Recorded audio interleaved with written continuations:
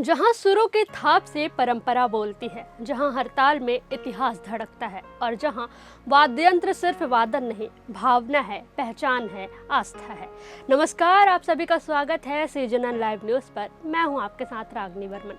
जहाँ आज हम बात करेंगे बस्तर के उस पावन भूमि की जो सिर्फ भौगोलिक क्षेत्र नहीं बल्कि लोक जीवन, लोक कला और लोक संस्कृति का जीवंत उदाहरण है। बस्तर की संस्कृति में वाद्य यंत्रों की भूमिका इतनी गहराई से जुड़ी हुई है कि इसके बिना कोई भी संस्कार, कोई भी पूजा, कोई भी उत्सव अधूरा माना जाता है। बिना वाद्य यंत्र के ना तो शादी की रस्में होती और ना ही पूजा पाठ। देवी देवताओं को मनाने से लेकर छठी के कार्यक्रम तक वाद्य यंत्र बेहद जरूरी है। यहाँ तक कि मेला मढ़ई में नाच गान के लिए ढोल मांदर बहुत महत्वपूर्ण है। खास बात यह है कि हर एक परंपरा के लिए अलग अलग तरह के वाद्य यंत्रों का इस्तेमाल किया जाता है।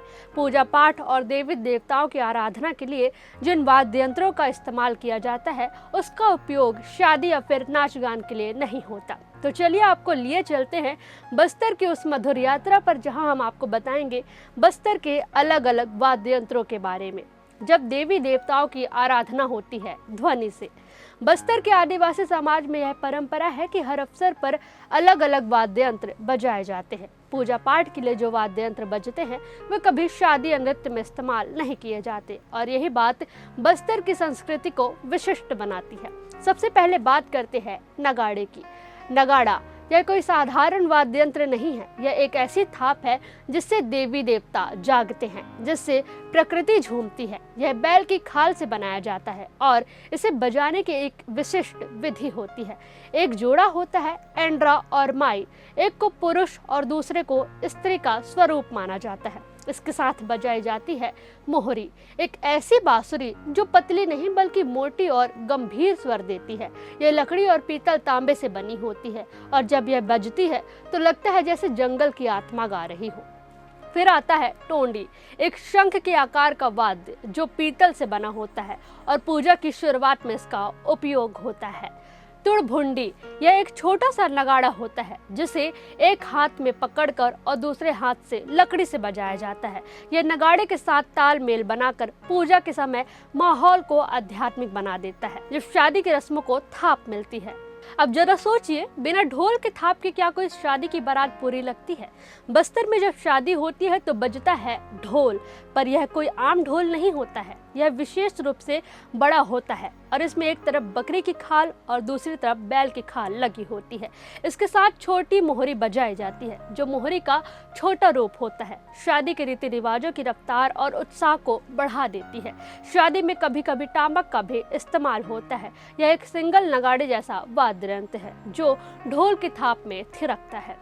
मेला मढ़ई और नृत्य में जो थाप गूंजती है, बस्तर की असली रंगत दिखाई देती है उसके मेले में, मढ़ई में, लोक नृत्य में, और इन सब के केंद्र में होते हैं नृत्य वाद्य यंत्र।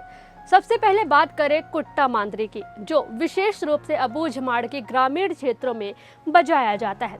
यह वाद्य लकड़ी और बैल की खाल से बना होता है।